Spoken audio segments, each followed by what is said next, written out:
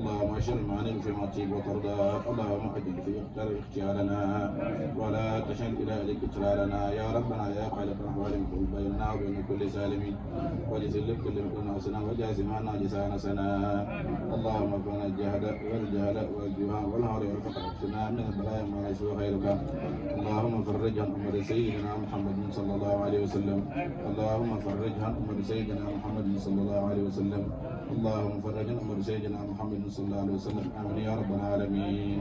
ربنا آتنا في الدنيا حسنة وفي الآخرة حسنة وقنا عذاب النار ربنا لا تؤاخذنا إن نسينا أو أخطأنا ربنا ولا تحمل علينا إصرا كما حملت على الذين من قبلنا